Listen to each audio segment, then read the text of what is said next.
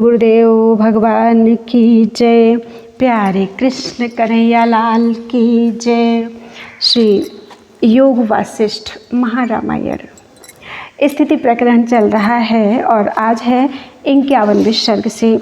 वशिष्ठ जी बोले, हे राम जी, उसी समय मैं भी कैलाश वाहिनी गंगा जी के स्नान के निमित्त अदृष्ट शरीर संयुक्त आकाश की वीथी में सप्त ऋषियों के मंडल से चला जाता था। जिस वृक्ष पर वह बैठा था, जब उसके पीछे में आया तो कुछ शब्द सुना कि उस वृक्ष के ऊपर से शब्द होता है। मुदे कमल में भंवरे के शब्दवत कोई इस प्रकार कहता है कि हे पुत्र सुन, मैं तुझसे वस्तु के निरूपण के निमित्त एक आश्चर्यमय आख्यान कहता हूँ। महापराक्रमी और त्रिलोकी में प्रसिद्ध श्वेतथ नाम का एक राजा है, जो बड़ा लक्ष्मीवान जगत की रचना क्रम करता है। सब मुनि जो जगत में बड़े नायक हैं, वे भी उत्तम चूड़ामणि करके उसको शीश में धरते हैं, और वह असंख्य कर्म और नाना प्रकार के आश्चर्य व्यवहार करता है। उस महात्मा पुरुष को त्रिलोकी में किसी ने वश नहीं किया। सहस्रों उसके आरंभ हैं और सुख और दुख देने वाला है। उसके आरंभों की संख्या कुछ नहीं कही जाती। जैसे समुद्र के तरंगों की कुछ संख्या नहीं कही जाती, तैसे ही उसके आरंभ है, और उसका पराक्रम किसी अस्त्र शस्त्र और अग्नि से नष्ट नहीं होता। जैसे आकाश को मुष्टि प्रहार से तोड़ नहीं सकते, तैसे ही वह है। उसकी विस्तृत भुजा है और लीला करके आरंभ रचता है। उसके आरंभ को कोई दूर नहीं कर सकता।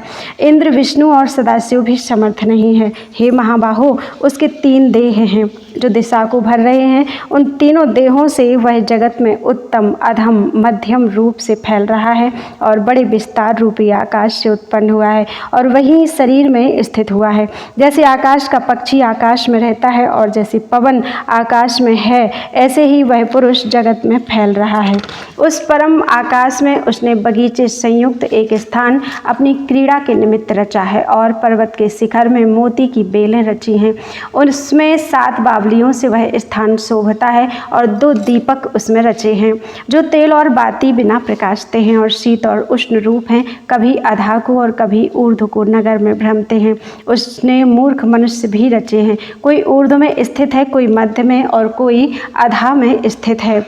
कोई दीर्घ काल में ना होते हैं, कोई शीघ्र ही नष्ट हो जाते हैं। कोई वस्त्रों से आच्छादित हैं और कोई वस्त्र रहित हैं। उस नगर में उसने 9 द्वार स्नान किए हैं और उसमें निरंतर बहुत वृक्ष रोपे हैं।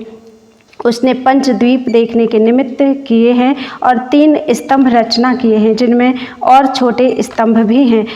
मुख में के स्तंभों पर लेपन किया है और पादतल संयुक्त किए हैं। निदान महामाया से उस राजा ने वह नगर रचा है और नगर की रक्षा निमित्त सेना रची है। एक नीति देखने वाले यक्ष हैं, विवरक गण से वे चल रहे हैं, नाना प्रकार की क्रीड़ा करते हैं। उन शरीरों से वह सब ठौरों में विचरता है। यक्ष सब ठौरों में समीप रहता है और लीला करके एक स्थान को त्याग कर और स्थान में जाकर चेष्टा करता है। कभी इच्छा होती है तब चंचल चित्त से भविष्यतपुर को रचकर उसमें स्थित होता है, और कभी भय से वेष्टित हुआ वहाँ से उठ आता है और वेग करके गंधर्व नगर रचता फिरता है। जब इच्छा करता है कि मैं उपजूं तब उपज आता है, और जब इच्छा करता है कि मैं मर जाऊं तब मर जाता है। जैसे समुद्र में तरंग उपजते हैं और फिर लय हो जाते हैं, उसी प्रकार वह राजा बड़े व्यवहार करता है और बारंबार रचना करके कभी आप ही रुदन करने लगता है कि मैं क्या करूं, मैं अज्ञानी दुखी हूं, और चित्त से आतुर होता है, और कभी विचार करके उदय होकर बड़ा स्थूल हो जाता है। जैसे वर्षा काल की नदी बढ़ती है, तैसे ही बढ़कर आपको सुखी मानता है और विस्तार पाकर चलता फिरता है और बड़े प्रकाश से प्रकाशता है। उस महीपति की बड़ी महिमा है और उचित रूप होकर नगर में स्थित है। इति श्री योग वासिष्ठे स्थिति प्रकरणे श्वेतथ वैभव वर्णन नाम 51तमः सर्गः। बोलो वृंदावन बिहारी लाल की जय। हे राम जी, जब इस प्रकार दासुर ने कहा तब पुत्र ने प्रश्न किया कि हे भगवान, वह श्वेतथ राजा कौन है कि जगत में जिसकी कीर्ति प्रसिद्ध है, और उसने कौन सा नगर रचा है जो भविष्यत नगर में रहता है? रहना तो वर्तमान में होता है, भविष्यत में कैसे रहता है? यह विरुद्ध अर्थ कैसे है? इन वचनों से मेरी बुद्धि मोहित हुई है। दासुर बोले, हे पुत्र, मैं तुझसे यथार्थ कहता हूँ, तू सुन। जिसके जानने से संसार चक्र को ज्यों का त्यों देखेगा, कि यह वास्तव में क्या है। यह संसार आरंभ सत्य विस्तार संयुक्त भासता है तो भी असत्य रूप है, कुछ हुआ नहीं। जैसे यह संसार स्थित है तैसे मैं तुझसे कहता हूँ। यह आख्यान मैंने तुझसे जगत निरूपण के निमित्त कहा है। हे पुत्र, जो शुद्ध अचैत्य चिन्ह मात्र चिदाकाश है, उससे जो संकल्प उठा है उस संकल्प का नाम श्वेतत है। वह आप ही उपजता है और आप ही लीन हो जाता है। सब जगत उसका रूप जो बड़े विस्तार संयुक्त भासता है और उसके उपजने से जगत उपजता और नष्ट होने से नष्ट होता है। ब्रह्मा विष्णु रुद्र इंद्रादिक सब उसके अवयव हैं। जैसे वृक्ष के अंग टास होते हैं और पर्वत के अंग शिखर होते हैं, तैसे ही उसके अंग शून्य आकाश में हैं। उससे यह जगत रूपी नगर रचा है। प्रतिभास के अनुसंधान से वही चित्तकला विरंची पद को प्राप्त हुआ है। चतुर्दश स्थान जो कहे हैं वे विस्तार संयुक्त चतुर्दश लोक हैं और वन बगीचे उपवन संयुक्त पर्वत महाचल मंदराचल सुमेरु आदि क्रीड़ा के स्थान हैं। उष्ण शीत जो दो दीपक तेलवाती बिना कहे हैं वे सूर्य और चंद्रमा हैं, जो जगत रूपी नगर में अधा ऊर्ध्व को प्रकाशते हैं। सूर्य के किरणों का जो प्रकाश है वही मानो मोती के तरंग फुरते हैं। और क्षीर जल आदि जो 7 समुद्र हैं वे बावलियाँ हैं। उसमें जीव व्यवहार करते लेते देते अधा ऊर्ध्व को जाते हैं। पुण्य से स्वर्गलोक में जाते हैं और पाप से नरक में चले जाते हैं। जगत में संकल्प से जो क्रीड़ा के निमित्त उसने विवरण गण रचे हैं वे देह हैं। कोई देवता होकर ऊर्ध्व स्वर्ग में रहते हैं, कोई मनुष्य होकर मध्य लोक में रहते हैं और कोई दैत्य होकर नागलोक आदि पाताल में रहते हैं। पवन रूपी प्रवाह से समस्त यंत्र चलते फिरते हैं। अस्थि रूपी उनमें लकड़ियां हैं और रक्त मांस से लेपन किए हैं। कोई दीर्घ काल में और कोई शीघ्र ही नष्ट हो जाते हैं। शीश पर केश श्याम वस्त्र और कर्ण नासिका नेत्र जिह्वा और मूत्रपुरी इसके स्थान लिंग इंद्रिय और गुदा ये 9 द्वार हैं जिनसे निरंतर पवन चलता है। शीत उष्ण रूप प्राण अपान हैं। नासिका आदिक उनके झरोखे हैं। भुजा रूपी गलियां हैं और पंच दीपक पंच इंद्रियां हैं। हे महाबुद्धिमान, ये सर्व संकल्प रूपी माया से रचे हैं। अहंकार रूपी यक्ष हैं। महाभय का स्थान यह अहंकार से होता है और देह रूपी विवरगण अहंकार रूपी यक्ष संयुक्त विचरते हैं।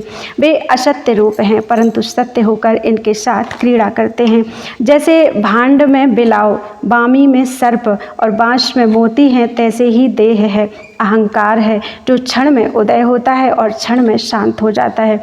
दीपकवत भेद रूपी ग्रह में संकल्प उठता है जैसे समुद्र में तरंग उठते हैं और भविष्यत नगर भासता है। सुन, अपना जो कोई स्वार्थ चितवत है कि यह कार्य इस प्रकार करूँगा और फलाने दिन इस देश में जाऊँगा, तो जैसे चेतावता है तैसे ही भास आता है और उसमें जाकर प्राप्त होता है। जब तक दुर्वासना है तब तक अनेक दुख होते हैं।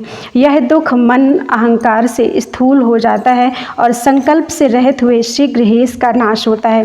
जब तू संकल्प नाश करेगा तब शीघ्र ही कल्याण पावेगा।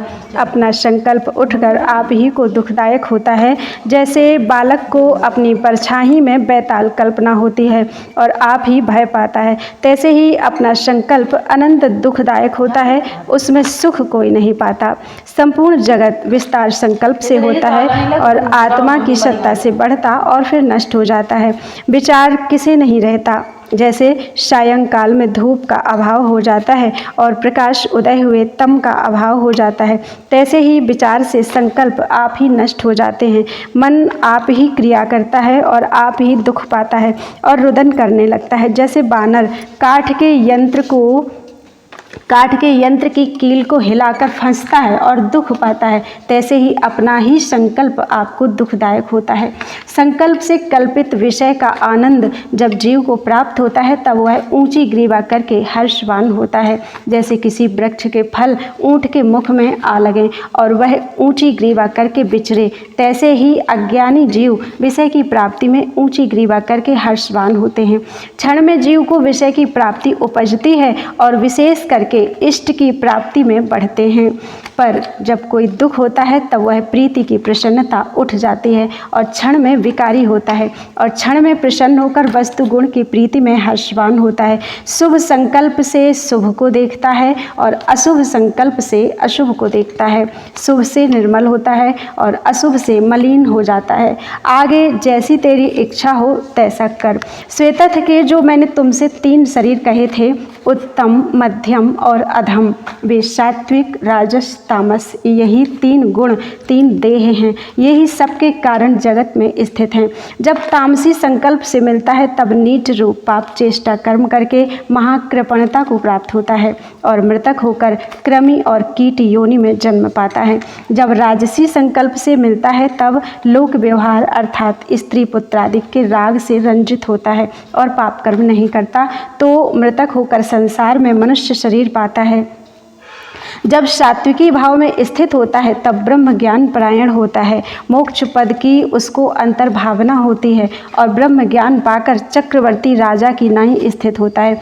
जब उन भावों को त्याग करता है तब संकल्प भाव नष्ट हो जाता है और अक्षय परम पद शेष रहता है। इससे संसार दृष्टि को त्याग करके और मन से मन को वश करके भीतर बाहर जो दृश्य का अर्थ चित्त में स्थित है उस संस्कार को निवृत्त करके शांतात्मा हो। हे पुत्र, इस बिना और उपाय नहीं। जो तू सहस्र वर्ष दारुण तप करे अथवा लीलावत आपको शिला समचूर्ण करे, समुद्र में प्रवेश करे, बड़वाग्नि में प्रवेश करे, गड्ढे में गिरे, खड्ग धारा के सम्मुख युद्ध करे अथवा महाशिव ब्रह्मा विष्णु व बृहस्पति दया करके तुझे उपदेश करें और पाताल पृथ्वी स्वर्ग इत्यादि और स्थानों में जावे तो भी और उपाय कल्याण के निमित्त कोई नहीं।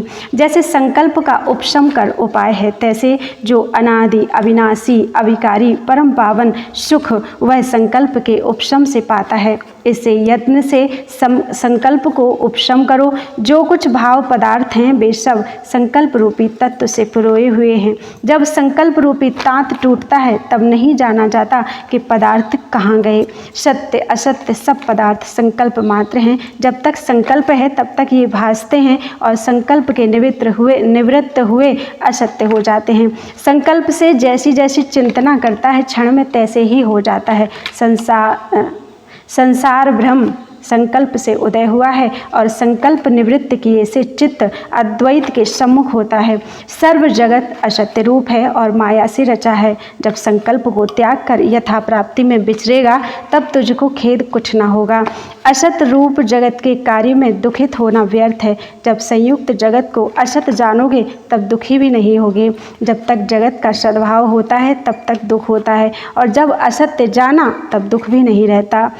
बोधवान को कोई दुख भी नहीं भासता। इससे जो नित्य प्राप्त सत्ता रूप है उसमें स्थित होकर विकल्प के बड़े समूहों को त्याग करो और अद्वैत आत्मा में विश्राम सुख को प्राप्त होकर सुषुप्ति रूप चित्त वृत्ति को धारण करके विचरो। इति श्री योग वासिष्ठे स्थिति प्रकरणे संसार विचारो नाम 52तमः सर्गः। बोलो वृंदावन बिहारी लाल की जय। त्वदीयं वस्तु गोविंदं तुभ्यमेव समर्पये तेन त्वदङ्घ्रिकमलेन मे यच्छ शाश्वतीम्।